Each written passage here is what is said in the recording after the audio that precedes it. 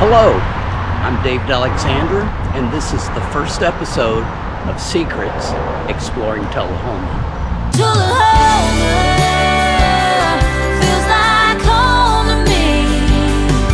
A little small town heaven here, right down there in Tennessee. Born from the tracks that still run through you, counting down the days till I get back to you. Didn't grow up there, but it sure grows on you. Tullahoma.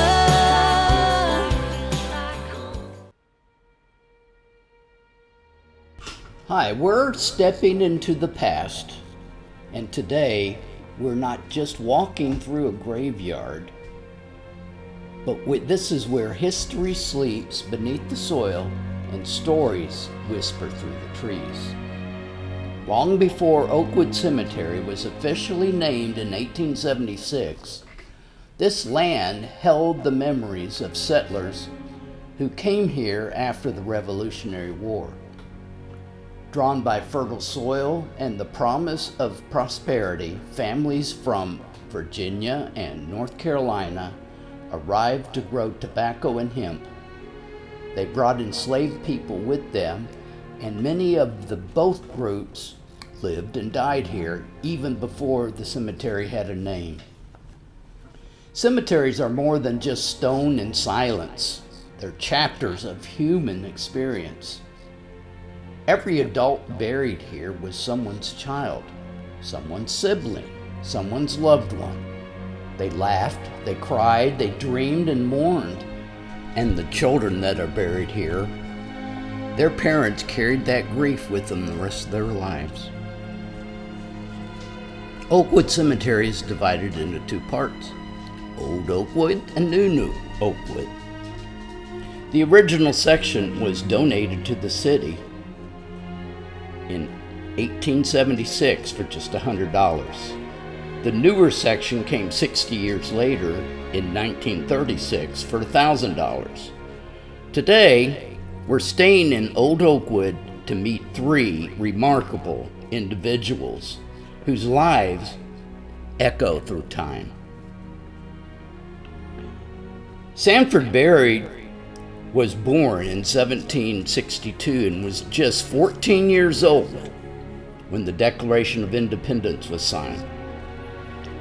He died in Coffee County in 1836, long before Tullahoma was incorporated or Oakwood Cemetery was named. Yet here he lies, the only Revolutionary War veteran buried in Coffee County. Other counties around here have a lot more Revolutionary War veterans. Yet he's the only one that stands here. Imagine that, a direct connection to the birth of our nation right in our own backyard. The next person we're talking about, Dr. Thomas Anderson, was born in 1802 and graduated from the University of Maryland at just 15. By the time he was 19, he had earned honors from the Medical College of Baltimore. He traveled to Europe and later married into the Moore family and returned to Tennessee to help shape the future of Coffee County. Alongside Benjamin Deckard, he laid out plans for what would become Tullahoma. The towns of Deckard and Tullahoma were named by Deckard because of his contribution to Tullahoma.